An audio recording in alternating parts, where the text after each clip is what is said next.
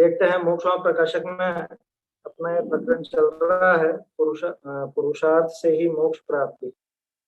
और अभी तक जो अपन ने यहाँ पर विषय देखा है तो उसमें स्पष्ट रूप से टोडरमल जी ये कहना चाह रहे हैं कि यह अन्य कोई उपाय नहीं है मोक्ष का। मोक्ष मार्ग भी अगर बनेगा तो एकमात्र पुरुषार्थ से ही बनने वाला है, ना तो कोई होनहार, ना कोई काल लब्धि, ना कोई निमित्त। ये सबको उड़ा दिया गया यहाँ पर, उड़ाया नहीं है, ये सब चीजें होंगी, लेकिन इसमें से नियामक कारण कौन है मोक्ष का? कि नियामक कारण तो एकमात्र पुरुषार्थ ही। उसका एक कारण ये भी समझना चाहिए कि पुरुषार्थ ही एक अकेली ऐसी चीज है, ऐसा कार्य है जो हमारे हाथ की है। बाकी होनहार, काल लब्धि, निमित्त ये कुछ भी हमारे हाथ में नहीं। फिर उसमें तरह तरह के बहाने सामने वाला जीव बनाता है कि साहब हमारे तो कर्म का ऐसा उदय है, वैसा उदय है, क्या करें, है बहुत परेशानी है, तकलीफ है। लेकिन टोडरमल जी कह रहे हैं कि तुझे तो ये बहाना बनाने की नौबत ही नहीं है। क्या ये बहाना बनाने का तेरे पास अवकाश ही नहीं है? क्यों? क्योंकि तुझे मन मिला है। तुझे जितना क्षयोक्षम चाहिए समझने के लिए, तत्व विचार करने के लिए, वो तुझे प्राप्त है। और तो और जितनी अनुकूलता तुझे चाहिए वो भी तुझे प्राप्त। भाई असंगी पंचेंद्रीय जीव हो, वो तो फिर भी अगर उसके लिए कहा जाए तो फिर भी अपन सोचे कि हाँ इसको बेचारे को नहीं मिला, है ना, इस जीव के पास ये सब सुविधाएं नहीं है, ये परेशान है, इसको समझ में भी नहीं आएगा, सुनेगा भी नहीं, समझेगा भी नहीं। तो उसके तो बहुत सारी प्रतिकूलताएं हैं, लेकिन हमारे साथ तो ऐसी कोई दशा नहीं। बुद्धि भी इतनी मिली है कि जो चीज समझना चाहे वो समझ सकता है। इसलिए कर्मों के ऊपर दोष मत ना। उसके बाद फिर बात करी थी कि साहब सम्यक और चारित्र, इनका तो इन पे तो दोष लगाता है ना कर्म। तो टोडरमल जी ने क्या जवाब दिया कि तू पुरुषार्थ करे तो अपने आप ही ये सम्यक और चारित्र के घातक जो दर्शन मोहनी और चारित्र मोहनी कर्म हैं, ये दर्शन मोहनी चारित्र मोहनी कर्म इस समझ लो ये भी शिथिल पड़ जाते हैं। जब ये जीव तत्व विचार करता है तो तत्व विचार के कारण ये कर्म भी अपने आप स्वयं भी शिथिल पड़ जाते हैं, और तेरा जो कार्य है सम्यक का और चारित्र का वो भी अपने आप सिद्ध। इसलिए तू तो तत्व तत्व विचार करने में उपयोग लगा। अन्य किसी में तुझे मेहनत करने की आवश्यकता नहीं है, जहां तू दूसरी दूसरी जगह दौड़ता है कि मैं ऐसा कर लूं तो सम्यक दर्शन हो जाएगा, ऐसा कर लूं तो मोक्ष प्राप्त हो जाएगा, वो होने वाला नहीं। इसके बाद कल एक बहुत सुंदर प्रश्न अपन ने देखा था कि भाई आप कहते हो जो तो सारी बात सही है, लेकिन चक्कर क्या है कि द्रव्य कर्म का उदय आते ही भाव कर्म होता है हमारा, और भाव कर्म होते ही वो नया द्रव्य कर्म बंधता है। फिर उस द्रव्य कर्म का उदय आता है ना, वो जो बंधा उसका उदय आता है, फिर वापस भाव कर्म करते हैं और फिर वापस से ये सब चक्री चलती रहती है। तो इसका क्या करें? तो टोडरमल जी ने कहा कि अगर जैसा बंधा हो वैसा ही हमेशा उदय में आए, तब तो तू जो कहता है वो सही है, तब तो तू फंसा हुआ है। लेकिन ऐसा तो कभी होता ही नहीं कि जैसे कर्म बंधे हुए वैसे ही हमेशा हमेशा वैसे ही उदय में आवे। ऐसा तो कोई नियम है नहीं। जीव के अपने खुद के भावों के निमित्त से, खुद के ही भावों का निमित्त पा करके वो पिछला बंधा हुआ कर्म, उसका उत्कर्षण भी होता है, उसका अपकर्षण भी होता है, संक्रमण भी होता है। तो ये सारा का सारा बदलाव हुआ ना। इसका अर्थ क्या निकला? इसका अर्थ ये निकला कि जीव अपने हिसाब से उन भावों का परिणमन कर सकता, वो बदल जाता है। इसलिए कुल मिला के कर्मों का तो बहाना मारना ही नहीं, बिल्कुल भी नहीं मार। देखिए इसके बाद फिर बात चल रही थी, टोडरमल जी ने अवसर दिखाया, दो तीन चीजें देखी ना, दो तीन चीजें यहाँ पे अपन ने देखी थी। एक कंडीशन तो ऐसी बनी कि अंतरंग निमित्त जो राग आदि की मंदता वो भी मिल गया, उसी के साथ बहिरंग निमित्त सुगुरु का उपदेश वगैरह ये भी मिल गया, और उसके साथ में ये जीव पुरुषार्थ कर ले गए तो इसके मोक्ष का उपाय बन जाता। ठीक है, ये एक कंडीशन मोक्ष का उपाय बनने की कंडीशन है ये। इसमें सब चीजें मिल गई, निमित्त भी मिल गया और पुरुषार्थ भी हो गया, काल लब्धि होनहार तो है ही, तभी तो वो काम हुआ। अब दूसरी कंडीशन कि या तो वो राग की मंदता तो है, राग की मंदता तो है, लेकिन बाहर में कुछ ऐसा निमित्त मिला ही नहीं, उपदेश ही सुनने को नहीं मिला, जैसा अभी लाखों जीवों को नहीं मिलता है, ये जिनवाणी नहीं मिलती है पढ़ने को सुनने को। तो उन जीवों को तो विचारों को उपलब्ध ही नहीं, है ना। और दूसरी तरफ वो जीव कि जिनको राग आदि की मंदता भी हुई है और जिनको ये उपदेश का प्रसंग भी बन गया है, लेकिन इसके बावजूद वो जीव पुरुषार्थ नहीं करते। ये 3 कंडीशन, ठीक है ना। तो कौन तिरेगा इनमें से? तिरेगा तो वही जिसने पुरुषार्थ, लेकिन फिर भी उपदेश इन तीनों को कार्यकारी है क्या? ऐसी दशा में उपदेश कार्यकारी, ऐसा लिखा था ना, ऐसे अवसर में उपदेश कार्यकारी, 312 पेज पर। ऐसे अवसर में उपदेश कार्यकारी, कि उपदेश देना कब काम का है? कि एक तो तब काम का है कि जब ये जीव मंद कषाई हो, है ना, इसके राग आदि की मंदता हो, तभी काम का है। क्यों? क्योंकि राग आदि की मंदता हो और बाहर में ऐसा उपदेश मिल जाए तो ये जीव पुरुषार्थ कर सकते और पुरुषार्थ करके मोक्ष का उपाय कर सकते, एक बात। दूसरी बात कि राग आदि की मंदता हो और पुरुषार्थ करने की लायकात भी इसमें हो। देखो, राग आदि की मंदता एकेंद्रीय जीव के भी है ना, एकेंद्रीय जीव के भी राग आदि की मंदता हो जाती है। राग आदि की मंदता से ही तो पहुंचा ना, चक्रवर्ती का बेटा बन गया। 923 है ना, चक्रवर्ती के बेटे बने। आप बांध के बताओ अभी कि चक्रवर्ती का बेटा बने, ऐसा पुण्य बांध के बता दो बुद्धि को, नहीं बांध सकते। तो कहने का अर्थ है कि मंद कषाय सब जगह हो जाती है, ठीक है, मंद कषाय तो हो गई, लेकिन पुरुषार्थ करने की योग्यता ना हो तो, पुरुषार्थ करने की काबिलियत उसमें ना हो तो, मोक्ष मार्ग के लिए जो पुरुषार्थ चाहिए वो करने लायक योग्यता नहीं हो तो, कि तब भी ये उपदेश उसके तो काम का। पुरुषार्थ तो पहले से चल रहा होगा ना उनका? इनका वो भरत जी के पुत्र जो बने 923, वो उसमें पुरुषार्थ कैसा? वहां तो राग आदि की मंदता है, यहाँ मोक्ष के पुरुषार्थ की बात कर रहे हैं। नहीं, वो गजाई के उसमें से आए थे, तो मंदता किसी किस से वो भी आए हों, होती? वो कथा मिलती है, वो तो सीधे के सीधे निगोद से निकल के आए, ऐसी भी कथा है। और एक तो वो 2 इंद्रिय होकर के और फिर आए, ऐसी भी कथा है। तो निगोद में मंदता हो गई थी उनकी कषाई की? हाँ, निगोद में संभव है, कोई दिक्कत नहीं है उसमें, है ना। निगोदिया जीव भी इतना पुण्य बांध सकता है, इसलिए ये मत सोचना कि नहीं नहीं निगोदिया तो नहीं बांध सकता, वो बांध सकता है, लेकिन वो नहीं है पुरुषार्थ। आपका जो प्रश्न था कि उनका पुरुषार्थ तो चल ही रहा था, पहले ये समझ लो वो पुरुषार्थ नहीं है, क्योंकि इतने मात्र को हम कौन से पुरुषार्थ की बात कर रहे हैं? मोक्ष का पुरुषार्थ संगी पंचेंद्रीय जीव ही कर सकते, मोक्ष के पुरुषार्थ की बात चल रही है। पुण्य बांधना कोई पुरुषार्थ का काम, ये कहेगा पुरुष। पुरुष माने आत्मा, अर्थ माने प्रयोजन। आत्मा का प्रयोजन क्या है? कि आत्मा का प्रयोजन तो सुख है, तो सुख का प्रयोजन कहाँ सिद्ध हो सकता है? कि नहीं, सुख का प्रयोजन तो एकमात्र संगी पंचेंद्रिय दशा में ही सिद्ध हो सकता है, इसलिए वही जीव पुरुषार्थ कर सकता है, उससे नीचे का जीव पुरुषार्थ नहीं कर सकता। नहीं, मेरा मतलब था एकदम निगोद से आके वो मनुष्य बने, जिसकी बात की रही थी, मतलब। हाँ, मनुष्य बने ना, मनुष्य बनने के बाद ही पुरुषार्थ चले। हाँ, मतलब संगी निगोद से पंचेंद्रिय, सीधे मनुष्य बने। हाँ, निगोद से सीधे मनुष्य बन करके और फिर उन्होंने मोक्ष का पुरुषार्थ किया और मोक्ष को प्राप्त किया, उसमें कोई समस्या नहीं। खैर, वो विशेष बात नहीं, खास बात तो यहाँ पे ये है कि किस जीव को उपदेश कार्यकारी है। इस उपदेश के कार्यकारी होने के लिए कषायों की मंदता भी चाहिए और आगादी की मंदता भी चाहिए। उपदेश सुना लो आप तीव्र कषाई जीव को, वो है ना एक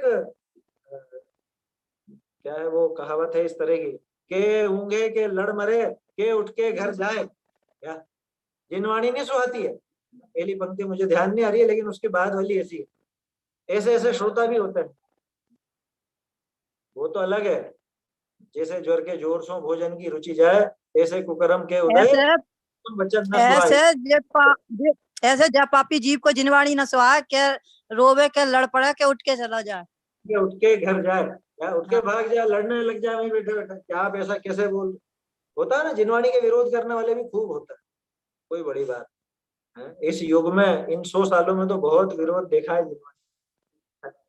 पहले इतना नहीं होता था, व्यक्तिगत रूप से नहीं होता था, पहले मुद्दों पे बात होती थी। जैसा हाँ तो ये 100 साल के अंदर की तो बात है, सब 100 साल के अंदर के है। पहले के जमाने में टोडरमल जी के टाइम जैसे विरोध होता भी था तो विचारधारा का विरोध था, व्यक्ति का विरोध नहीं था, है ना। टोडरमल जी ने जैसे 13 पंथ को बढ़ावा दिया तो जो 20 पंथ और 13 पंथ के विद्वान होते थे तो उनमें एक दूसरे की वो खींचतान की और वो सारी बातें भी होती थी, लेकिन व्यक्तिगत नहीं होती, वो व्यक्तिगत निशाना नहीं लगाया जाता, वहां पे विचारधारा की लड़ाई थी। हाँ ये तो व्यक्ति का विरोध है यहाँ तो, क्या गुरुदेव का जो विरोध हुआ या ये जो समझ लो क्रमबद्ध पर्याय आदि का विरोध किया जाता है, ये किस लिए किया जाता है? ये तो व्यक्ति के विरोध के लिए किया जाता है। यहाँ अपना वो विषय नहीं है अभी। अब यहाँ पे अवसर बता रहे हैं टोडरमल जी, अब जो है ना पुरुषार्थ का अवसर किसको मिला है किसको नहीं मिला है, किस अवसर में वो उपदेश काम का है, ये सारी बात यहाँ पे अब समझाएंगे, है ना। अभी तक तो अपन ने देखी ऐसे अवसर में उपदेश कार्यकारी है, इस पे चाहो तो आप ऐसा साइड में लिख सकते हो, उपदेश के लायक अवसर। अब इसके बाद चलेगा कौन से अवसर में पुरुषार्थ कार्यकारी, वो अपन देखते हैं। पेज नंबर 312 पर है, हस्तलिखित प्रतियों में 403 पर। तो इसमें भैया, हाँ तो इसमें यूं कह सकते हैं कि वास्तविक पुरुषार्थ जो होता है वो केवल मुनिराज पे होता है? नहीं नहीं, ऐसा नहीं। संगी पंचेंद्रीय जीव वास्तविक पुरुषार्थ कर सकता है, पूरा पुरुषार्थ मुनिराज का। वास्तविक नहीं कहना, वास्तविक शब्द में ऐसा आ जाएगा कि सम्यक दृष्टि का क्या पुरुषार्थ झूठा है, चौथे पांचवें गुणस्थान वाले का झूठा है क्या पुरुषार्थ? पुरुषार्थ तो सच्चा है उसका, लेकिन वो पुरुषार्थ पूर्ण नहीं है ना। वो पुरुषार्थ ऐसा नहीं है कि उससे सीधे मोक्ष पहुंच जाए। मुनिराज जो पुरुषार्थ करते हैं वो पूर्णता की तरफ कदम बढ़ाने वाला पुरुषार्थ है, वो पूरा पुरुषार्थ। यहाँ अधूरा पुरुषार्थ है, सच्चा आया समझ में, है तो सच्चा पुरुषार्थ लेकिन वो पूर्णता की तरफ नहीं जा रहा ऐसा। चलिए देखते हैं, विचार शक्ति रहित एकेंद्रीय अधिक, तिनके तो उपदेश समझने का ज्ञान ही नहीं, और तीव्र रागादि सहित जीवनी का उपदेश विषय उपयोग लागे नहीं। ताते जे जीव विचार शक्ति सहित होई और जिनके रागादिक मंद हुई, तिनको उपदेश का निमित्त ते धर्म की प्राप्ति हो जाई तो ताका भला होई बहुरी, इसी अवसर विषय पुरुषार्थ कार्यकारी। इसके पिछले पैराग्राफ की आखिरी लाइन क्या थी? इसी अवसर में उपदेश कार्यकारी। और इस पैराग्राफ की आखिरी लाइन देखो, इसी अवसर में पुरुषार्थ कार्यकारी। माने उपदेश किसको दे तो सफल होगा और पुरुषार्थ कौन करे तो सफल होगा, ये इन दोनों पैराग्राफ का सार। वैसे तो इस पैराग्राफ से मिलती हुई बात अभी अपन ने इतनी देर से कर ही ली है, फिर भी देखो क्या कहते हैं, विचार शक्ति रहित एकेंद्रिय, कि जो विचार नहीं कर सकता है ना, जिसमें पुरुषार्थ करने की ताकत ही नहीं। देखो 3 कंडीशन देखी थी अपन ने, 3 कंडीशन कौन कौन सी? सबसे पहले तो वो रागादि की मंदता माने कषाय की मंदता, दूसरा वो बाहर में उपदेश की प्राप्ति, और तीसरा पुरुषार्थ। ये तीनों के तीनों बनते तभी जाके मोक्ष मार्ग होता है। ये तीनों का ही दृष्टांत यहाँ दे। एक जीव तो ऐसा है कि जिसको विचार शक्ति नहीं है, विचार शक्ति रहित एकेंद्रिय आदि, एकेंद्रिय आदि माने एकेंद्रिय से लगा के असंगी पंचेंद्रिय। इन जीवों की कषाय मंद भी हो सकती है ना। साक्षात समोसरण में तो ये भी बैठे हो सकते हैं, कोई बड़ी बात नहीं। एकेंद्रिय निगोदिया तो सभी जगह है ना, निगोदिया की कहाँ मना है, वो तो सभी जगह। अभी आप बैठे हो, आपके साथ ही आपके कमरे में मच्छर वगैरह भी होंगे, मक्खी भी होगी, और कोई दूसरे जीव भी होंगे, लेकिन विचार शक्ति रहित। तो जो विचार शक्ति रहित हो, एकेंद्रिय है ना, उनको तो उपदेश समझने का ज्ञान ही नहीं, बेचारे वो पुरुषार्थ क्या करें, तो उनके लिए तो उपदेश काम का भी नहीं। ऐसे अवसर में उपदेश काम का नहीं। जैसे शायद पहले उन्होंने दृष्टांत दिया हो, हम लोग कभी जैसे छोटे थे ना, मान लो कोई चींटी मर गई, मकोड़ा मर गया, तो हम उसको नमोकार मंत्र सुनाने की सोचते, सुनाने लगे। ये बताओ, नमोकार मंत्र उसको सुनाना चाहिए कि नहीं सुनाना चाहिए? है? मक्खी मच्छर खटमल कॉकरोच, इसको सुनावे कि नहीं सुनाना?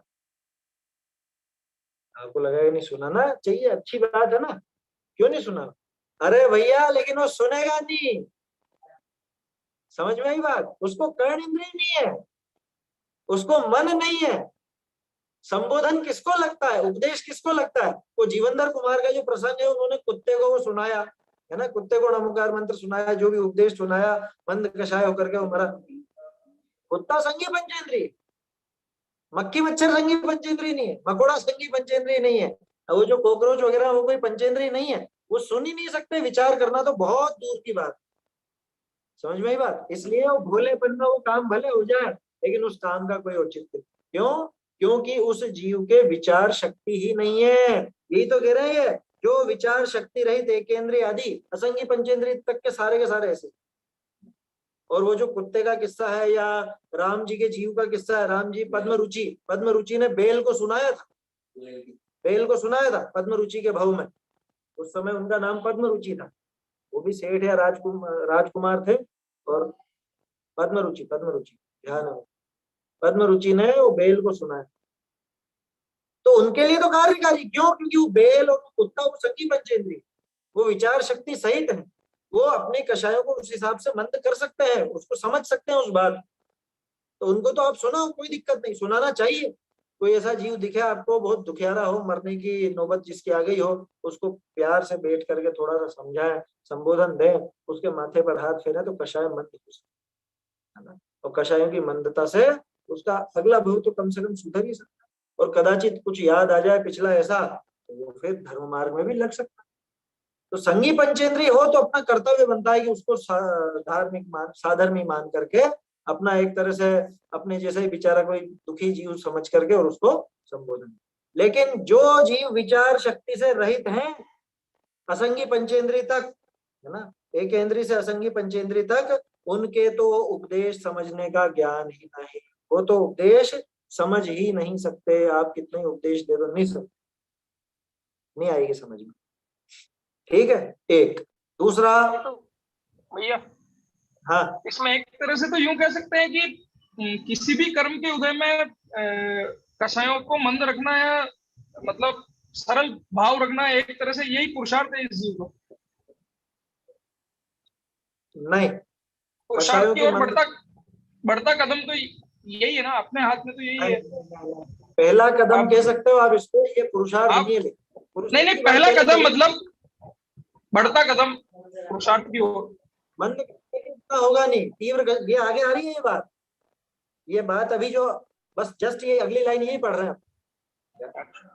उसको विचार शक्ति भी मिले, लेकिन तीव्र रागादि सहित है, तीव्र कषाई है, तो वो उपदेश में उपयोग लगावे नहीं, तो उसको पुरुषार्थ हो गई, वो पुरुषार्थ नहीं कर सकता, है ना। ये तो रही, देखो, हर तीव्र रागादि सहित जीवनी का उपदेश विषय उपयोग लागे नहीं, उनको उपदेश दोगे तो भी नहीं सुनेंगे। अभी जो बात की थी ना अपन ने, के ऊंघे, के लड़ मरे, के उठ के घर जाए, ऐसी दशा होगी तीव्र राग में, तीव्र कषाय में ऐसी दशा होगी। उसको जिनवाणी सुहाएगी नहीं, उसको रुचेगी नहीं। पुरुषार्थ किसको कहते हैं, अपन देख चुके हैं पहले। वो जो जिनवाणी से हमको उपदेश मिला है, उसका भली भांति तत्व विचार करे, चिंतन करे और उसको स्वीकार करे, अपनी श्रद्धा को पलटे, श्रद्धा में बदलाव लावे, वो वास्तव में पुरुषार्थ, और कोई पुरुषार्थ। ये मंद कषाय का काम तो अनंत बार इस जीव ने कर लिया, अनंत बार। समझ में आई बात? नहीं गए क्या? द्रव्यलिंगी मिथ्या दृष्टि किसके बल पे जाता है, मतलब वहां जो क्या बोलते हैं अपने 9वें ग्रवेक तक जाता है, किसके बल पे जाता है? वो मंद कषाय के। क्या कहा वहां पे? अंतिम ग्रीवक लो की हद पायो अनंत विरियापद, अनंत बार। इसलिए ये समझने का प्रकरण, पुरुषार्थ के नाम पे अगर अपन सिर्फ मंद कषाय को पुरुषार्थ कह देंगे तो ये जीव वहीं अटक जाएगा, खत्म हो जाएगा इसका। मंद कषाय होना ये प्रारंभिक भूमिका है पुरुषार्थ की, इसकी मना नहीं है, क्योंकि मंद कषाई जीव ही आगे कदम बढ़ाएगा, मंद कषाई जीव ही पुरुषार्थ करेगा, ये बात पक्की है। लेकिन मंद कषाय को अगर आप पुरुषार्थ बोल दोगे तो वो तो संतुष्ट होकर बैठ जाएगा वहीं पे ही, थोड़ा बहुत स्वर्ग होके आ गया और छुट्टी, फिर वापस नरक निगोद में पहुंचेगा वहां से। इसलिए अपने को ये ध्यान रखना है कि मंद कषाय में पुरुषार्थ का भ्रम मत कर ले। कोई जीव मंद कषाय करे खूब और समझेगा अरे बहुत पुरुषार्थी, नहीं है, बिल्कुल पुरुषार्थ। भेद विज्ञान करे ना, जो सीखा है, जो जिनवाणी का उपदेश है उसको ग्रहण करे, स्वीकार करे, श्रद्धा को पलटे, ये वास्तविक पुरुषार्थ। भेद विज्ञान चला, ये पुरुषार्थ। देखा तो था अपन ने प्रवचन सार जी की वो गाथा 88 और 89 गाथा, वो पुरुषार्थ एक दो ये एक दूसरे के पूरक ही है एक तरह से। तो यूं कहते तो तत्वज्ञानी जीव ही अपने को कषाय को मन कर पाएगा, जिसको ये नहीं वेद ज्ञान होगा या अपन सब पूरक तो विकल्प को कहते हैं। ये प्रारंभिक भूमिका है, ये होगी ही होगी, बिना मंद कषाय की भूमिका आए पुरुषार्थ नहीं होगा, ये पक्की। और जोर मंद कषाय पे नहीं देना है, फिर कह रहा हूँ, जोर पुरुषार्थ पे देना है। जोड़ तो अपन जैसे वेद विज्ञान और उस पे ही देंगे, पर हाँ। वो होने के बाद ही कषाय मंद होगी ना। आदमी के दिमाग में ये चलेगा कि उसके हुए बिना पुरुषार्थ नहीं चलेगा। क्या मंद कषाय हुए बिना पुरुषार्थ बिल्कुल नहीं चलेगा, ये पक्की बात। लेकिन बार बार अपने दिमाग में अगर मंद कषाय की महत्ता आती है तो फिर वो पुरुषार्थ के आगे के लिए, मतलब पुरुषार्थ के लिए कदम ही नहीं बढ़ा, वो तो हो जाएगा संतुष्ट। हाँ हाँ अभी भूमिका तो बना लिए, फिर करेंगे फिर करेंगे फिर करेंगे। वो मंद कषाय का काल चला जाएगा और ये बैठा रहेगा। ये पूरा का पूरा इस प्रकरण में आने वाला है, अभी आप देखना भैया, यहाँ पे पूरा आने वाला है। आखिर में टोडरमल जी कहेंगे सब प्रकार से अवसर तुझे प्राप्त हो चुका है, अभी आएगा इसमें। जो जीव मंद कषाय भी हो जाते हैं ना, लेकिन मंद कषाय में ही समय बिता देते हैं, मंद कषाय का काल ऐसे कैसे निकल जाता है और ये जीव फिर से धर्म मार्ग से भी, ये आएगी बात है।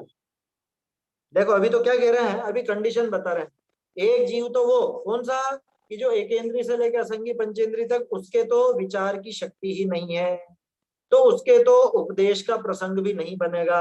माने बाहर में उपदेश होता हो लेकिन उसको कुछ समझ में आने वाला नहीं है, फल स्वरूप वो पुरुषार्थ भी नहीं कर पाता। तो जो तीन बातें थी अपनी, तीन बातें कौन सी, कषाय की मंदता, बाहर में उपदेश, गुरु का उपदेश और खुद का पुरुष, इन तीनों में से उसके एक भी नहीं बने। मतलब कषाय की मंदता तो बन जाएगी लेकिन विचार शक्ति नहीं है तो उपदेश कार्यकारी नहीं होगा और पुरुषार्थ भी नहीं, एक अकेली बनी उसकी। दूसरा जीव कि जिसके विचार करने की शक्ति तो है लेकिन उसके कषाय अत्यंत तीव्र है, तीव्र रागादि सहित है, तो उस जीव को भी वो उपदेश लगेगा नहीं, फलस्वरूप वो भी पुरुषार्थ नहीं करेगा। माने अकेली मंद कषाय काम की नहीं, अकेली विचार शक्ति काम की नहीं, मंद कषाय और विचार शक्ति हो, है ना, मंद कषाय के साथ साथ विचार शक्ति हो और फिर ये जीव पुरुषार्थ करे, उसको समझ करके, उस उपदेश को समझ करके पुरुषार्थ करे, तब तो वो उपदेश भी कार्यकारी होगा और तभी जाकर के इसका पुरुषार्थ सफल होने के चांस भी बने। ऐसा समझना है ताते हैं। इसलिए तीनों कंडीशन चाहिए। जे जीव, एक सेकंड, ताते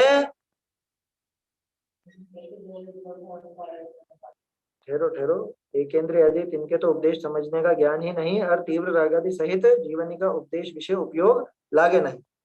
ताते जे जीव विचार शक्ति सहित होई, सबसे पहली बात तो जो जीव विचार शक्ति सहित माने संगी पंचेंद्रिय, इतना क्षयोक्षम मिला हो कि इस बात को समझ सके। और जिनके रागाधिक मंद होई, साथ में रागादि की मंदता भी चाहिए, बाहर में बहिरंग निमित्त वो उपदेश है ना, उस उपदेश को समझने की लायकात वो विचार शक्ति, और अंदर में रागादि की मंदता, तो इन दोनों से हो जाएगा काम की नहीं कि तिनको उपदेश का निमित्त तय, उपदेश के निमित्त से धर्म की प्राप्ति हो जाए तो ताका धर्म की अगर वो प्राप्ति कर लेवे, खुद उस उपदेश को समझ करके उसका विचार करके तत्व विचार करके भेद विज्ञान चला लेवे, अपनी श्रद्धा को पलट लेवे, धर्म की प्राप्ति हो जाए तो उसका भी भला हो, उसका भला हो। बहुरी इसी अवसर विषय पुरुषार्थ कार्य का, इस अवसर में पुरुषार्थ का उपदेश किस अवसर में काम का है, पिछले पैराग्राफ में आया था ना, जब मंद कषाय हो और विचार शक्ति भी हो, पुरुषार्थ करने की इसकी भावना भी अभी बिल्कुल अच्छा चल रहा है, वहां उपदेश काम। और पुरुषार्थ कहाँ काम का है कि जहां पे ये इसके मंद कषाय भी हो, बाहर में उपदेश भी मिले, विचार शक्ति भी हो, ये विचार करे, है ना, वहां पे ये पुरुषार्थ करने का प्रयास करे तो बन सके। कहने का अर्थ यह है कि जब आप पूजा करते हो उस समय आपके कषाय बहुत मंद रहते, है ना, अधिकांश तो होता है ना। या अभी अभी स्वाध्याय कर रहे हैं, इस समय कषाय तीव्र है कि मंद है? मंद है। समझ में भी आ रहा है, विचार शक्ति भी मिली है, ये जिनवाणी भी अपने को मिल गई, उपदेश मिल गया अपने को। अभी मौका देख करके कर लेना है। समझ में आ रही है बात? इतनी क्या दिक्कत है, हम पूरा इसमें उपयोग लगावे तो। दो मुनिराज का आपको किस्सा सुना, है ना। ऐसे बहुत हुए हैं।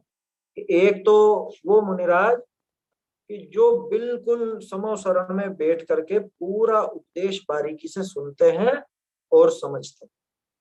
कितने घंटे का? 2 घंटे 24 मिनट, है ना।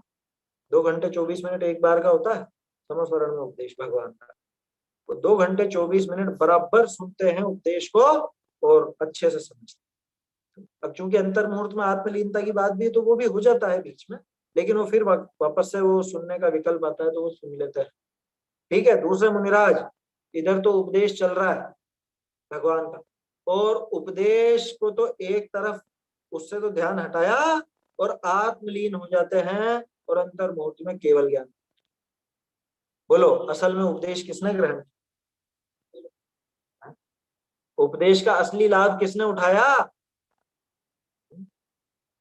न्याय समझ में उदाहरण भाई, असली लाभ तो उन्हीं ने उठाया ना, कि जिन्होंने जो खुद आत्मा में लीन होकर के खुद केवल ज्ञान जिन्होंने प्राप्त कर लिया, उन्होंने असली लाभ उठाया उपदेश। ऐसे बहुत से हुए हैं ना, पुराणों में आप पढ़ोगे वहां पे मिलेंगे आपको ये प्रसंग। जैसे एक वो कौन से मुनिराज का किस्सा आता है कि वो दूसरे सब तो जा रहे थे, वहां पे समोसरण आया था तो उन्होंने पूछा कहाँ जाते हो, तो उन्होंने कहा कि साहब हम वहाँ उपदेश सुनने जा रहे हैं, भगवान का समोसरण आया, आप भी चलिए। कि नहीं नहीं मैं तो अभी ठीक है, कोई बात। अब लोगों ने क्या सोचा होगा कि अरे देखो भगवान का उपदेश सुनने नहीं जा रहे हैं और ऐसा नहीं और वैसा नहीं। अब वो लोग वहां समोसरण तक पहुंचे, इतनी देर में तो यहाँ देवों के बाजे बज गए कि ये क्या हुआ, यार वो जो मुनिराज जिनको हम पीछे देखते हैं उनकी केवल ज्ञान प्रकट हो गया। अब बोलो बड़ा काम क्या है? वो उपदेश सुनना बड़ा काम है कि उस उपदेश को ग्रहण करके बराबर पुरुषार्थ करके और वो काम कर लेना बड़ा। ये किस्सा क्यों सुनाया मैंने? आपको ध्यान हो तो पहले जो अपनी चर्चा चली कई बार, शुभोपयोग का सदुपयोग, ये है शुभोपयोग का सदुपयोग। जब आप पूजा करते हो वो समय सिर्फ पूजा में द्रव्य इधर का इधर कर देने का नहीं है। अगर आप द्रव्यों पर ही विकल्प रखोगे कि अब ये अक्षर, अब ये पुष्प, अब ये चंदन और ये नैवेद्य और ये दीप और ये धूप और ये फल, ये बस इसी के क्रम में आप लगे रहोगे, उसी पे ध्यान रखोगे, तो वो काल तो निकल गया। वो काल तो थोड़ी देर का था शुभ भाव का, क्योंकि मंदिर से आने के बाद तो वही दुकान धंधा व्यापार खाना पीना घर गृहस्थी इसी में लगने वाले हो। तो उतनी सी देर मिली थी, उतनी सी मोहलत मिली थी शुभ भाव। उस शुभ भाव में ये मेहनत करके अगर थोड़ा सा पुरुषार्थ चला लेता, कोशिश कर लेता, एक बार थोड़ी सी हिम्मत करके आगे बढ़ जाता, तो ये काम हो जाता। इस अवसर में पुरुषार्थ कार्यकारी है का ये अर्थ है। इस अवसर में, कौन से अवसर में बताओ तो सही, कौन सा अवसर? हमारे जो शुभ भाव के मौके बनते हैं, जो हम मंदिर में भगवान के दर्शन करते हैं, पूजन करते हैं, भक्ति करते हैं, या अभी जो ये अपन स्वाध्याय कर रहे हैं, ये अवसर पुरुषार्थ के लिए।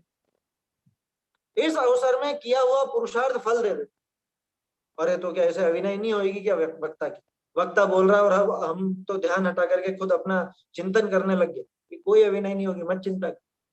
जिस चीज के लिए ये सारी की सारी बातें चलती हैं, ये सारा जो जिनवाणी का हम अभ्यास करते हैं या कराते हैं, उसका उद्देश्य क्या है? उसका उद्देश्य तो उस भाव की प्राप्ति ही है ना, वो पुरुषार्थ ही है ना। तो वो पुरुषार्थ कर रहे हैं तो ये शुभ भाव का सदुपयोग, ये है शुभोपयोग का सदुपयोग।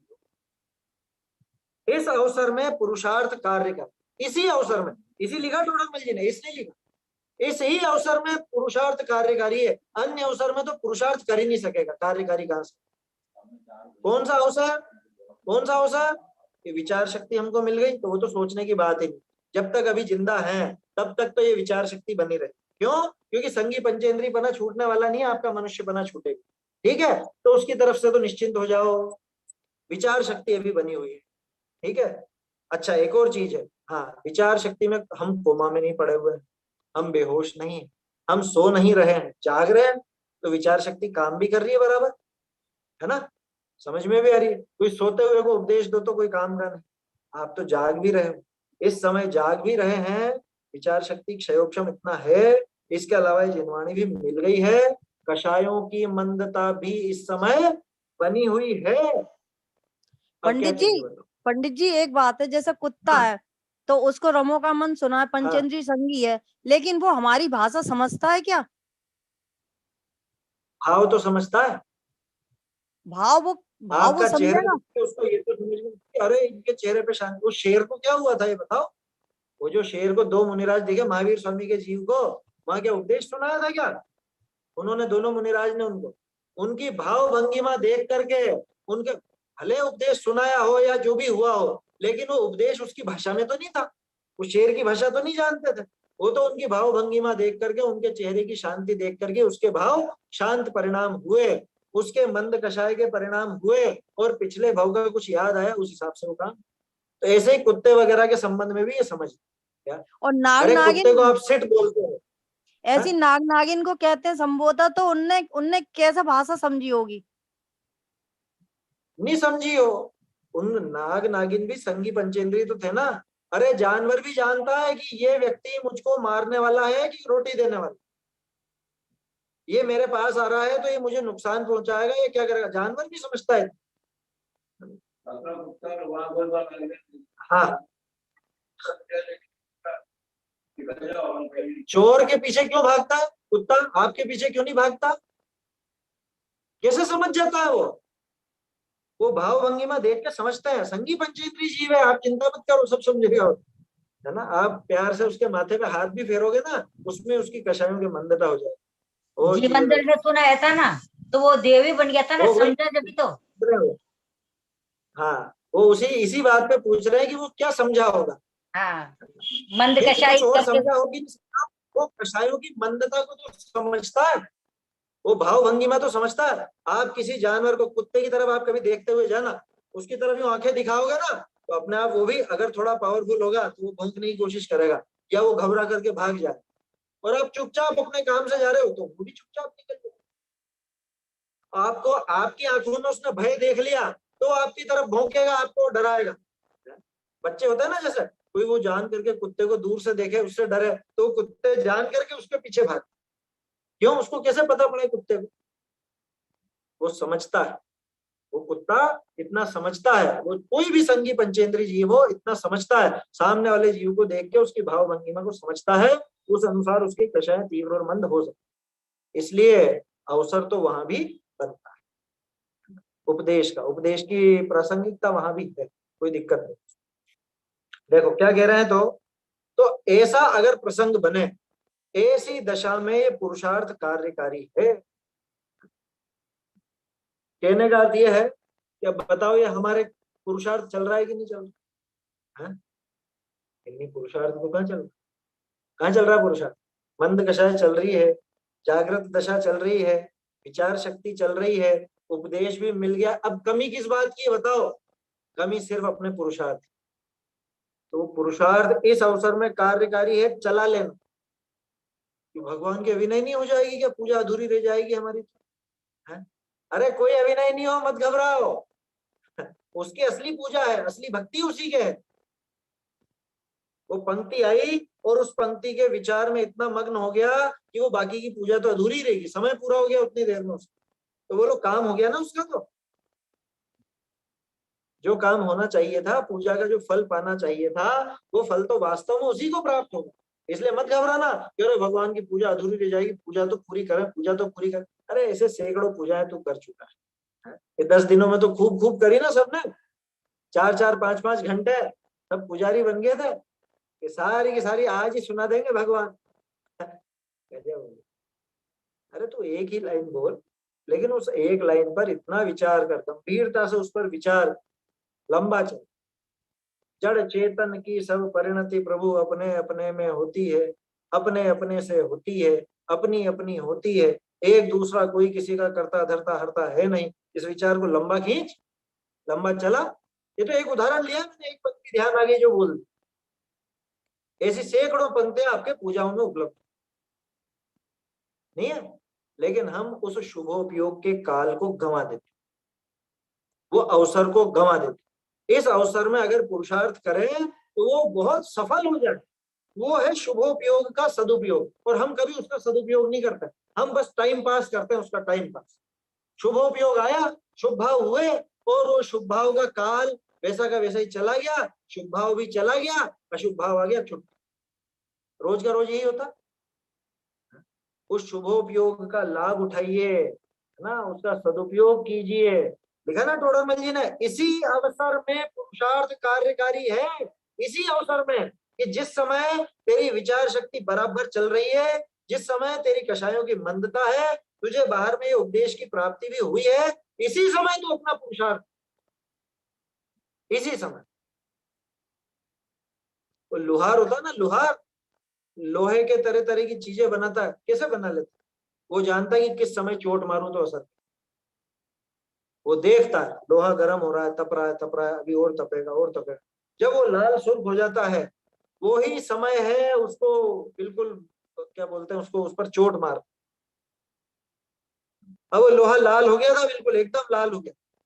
उसी समय अगर उसने चोट नहीं मारी तो क्या होगा, कि थोड़ी देर बाद जो उसने इधर निकाला है लोहे को, क्योंकि आग में तो पीटते नहीं है, लोहे से आग से बाहर ला करके वो जो भी उनका घन रखा रहता है उसके ऊपर रख करके लोहे को पीटा जाता है।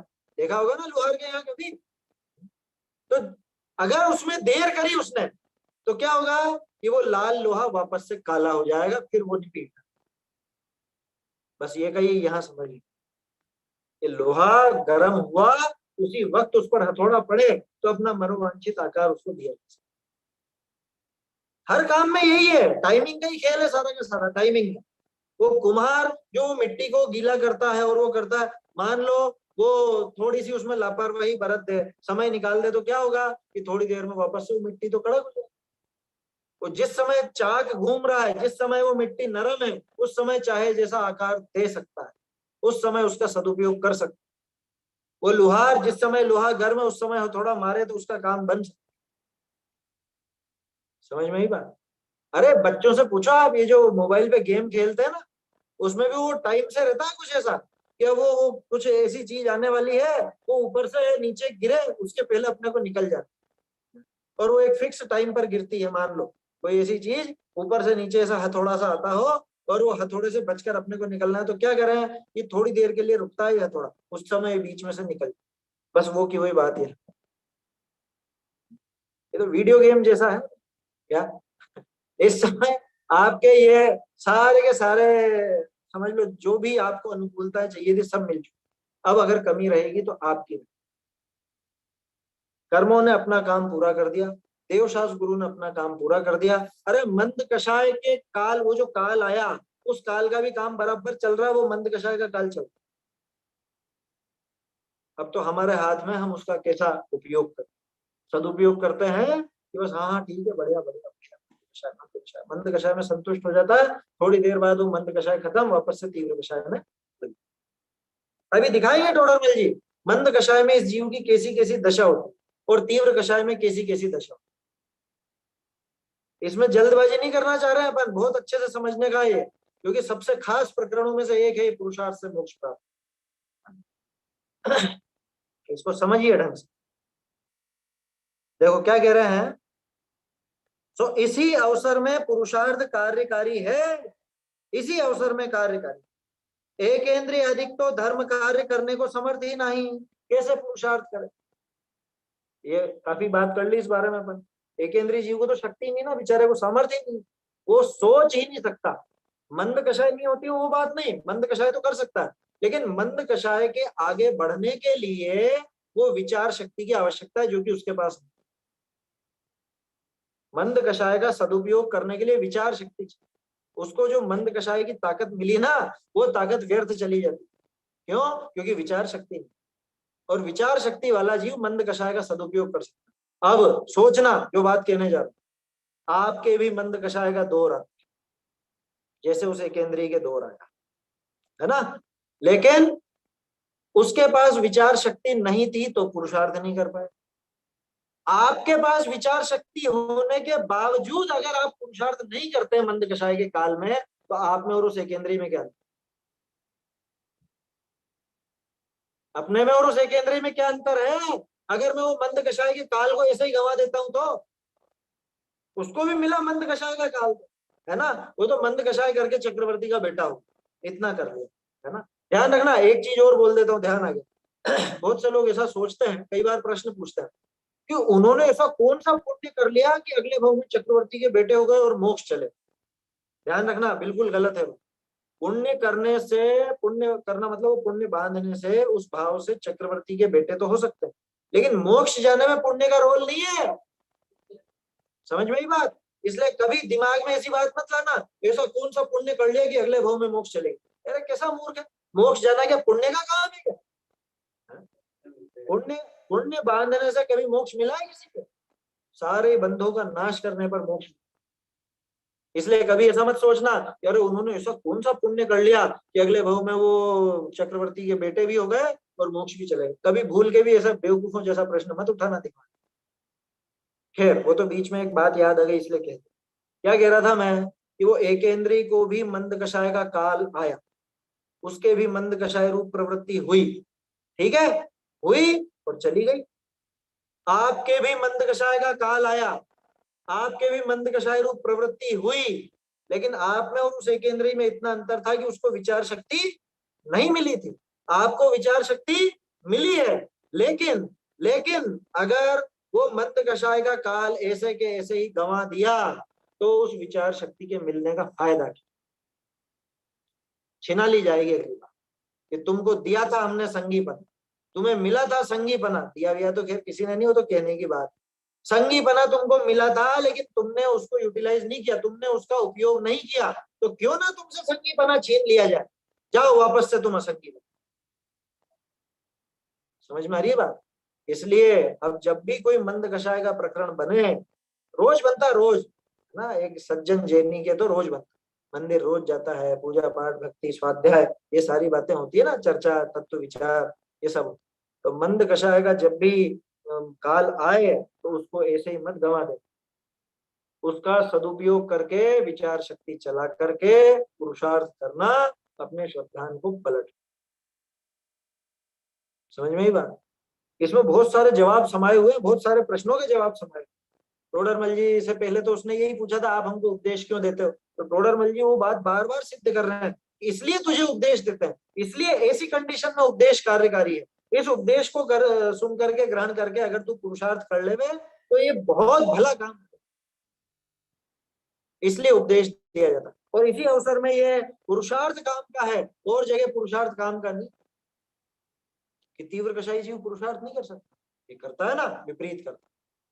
मोक्ष का पुरुषार्थ जिसकी बात हम कर रहे हैं वो पुरुषार्थ तीव्र कषाय की भूमिका में कभी नहीं हो सकता।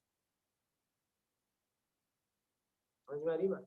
तीव्र कषाय की भूमिका में मोक्ष का सही सही पुरुषार्थ नहीं हो सकता, विपरीत ही करेगा। ये आएगी आगे बात, वो तो कल देखना होगा, अब तो अभी तो समय हो गया। क्या कह रहे हैं, एकेंद्रीय अधिक तो धर्म कार्य करने को समर्थ ही नहीं, कैसे पुरुषार्थ कर। और तीव्र कषाई पुरुषार्थ करे सो पाप ही का करे, यही ना बात। कि तीव्र कषाई जीव पुरुषार्थी होता है कि नहीं, होता है पाप का, धर्म का नहीं। मोक्ष का पुरुषार्थ नहीं होता। तीव्र कषाई अगर पुरुषार्थ करेगा तो विपरीत ही करेगा, पाप ही का करेगा, पाप ही है ना। तो ध्यान रखना, अपन कौन से पुरुषार्थ की बात कर रहे हैं, अपन मोक्ष के पुरुषार्थ की बात कर रहे हैं। तो अब जो नाम आएगा कि पुरुषार्थ पुरुषार्थ पुरुषार्थ, तो मोक्ष के पुरुषार्थ की बात करता है, समझना। क्योंकि जीव पुरुषार्थ तो हमेशा ही करता है किसी ना किसी चीज का, या तो पाप का या पुण्य का या मोक्ष। लेकिन हम जो बात कर रहे हैं वो मोक्ष के पुरुषार्थ के लिए। एक इंद्रिय आदि तो धर्म कार्य करने में समर्थ ही नहीं, कैसे पुरुषार्थ करे। हर तीव्र कषाई पुरुषार्थ करे सो पाप ही का करे, धर्म कार्य का पुरुषार्थ हो ही सके नहीं। आया समझ, धर्म कार्य का उसको पुरुषार्थ नहीं हो सकता। इसलिए विचार शक्ति वाला जीव हो, रागादि बंद हो, उसके उपदेश से तत्व निर्णय वगैरह में उपयोग लग जाए। ये पैराग्राफ अपन कल देखेंगे, बहुत बढ़िया पैराग्राफ है। आज तो ये इस पर ही बात हुई, लेकिन ये जरूरी थी ये सारी बातें समझ। ऐसा विकल्प मत करना है बहुत कम कम ही अपन आज तो इतना सही हुआ, आज तो इतना सही हुआ। अपन समझ समझ करके चल रहे हैं ना, जल्दी तो नहीं होगी मेरे ख्याल से किसी को भी। इतना पीछे भी देखते हुए आए हैं अपन, तो ये काफी अच्छे से अपने को समझना है कि सबसे खास प्रकरण पुरुषार्थ किसे कहते हैं, कहाँ होता है, कौन कर सकता है, पुरुषार्थ करे तो शुभोपयोग का सदुपयोग किस प्रकार हो सकता है, ये सारी बातें यहाँ समझ रहे हैं अपन। आगे की चर्चा फिर निज निधि निज में बताए रहमत कार है इसके लिए इन बार वंदना शत बार, वंदना शत बार।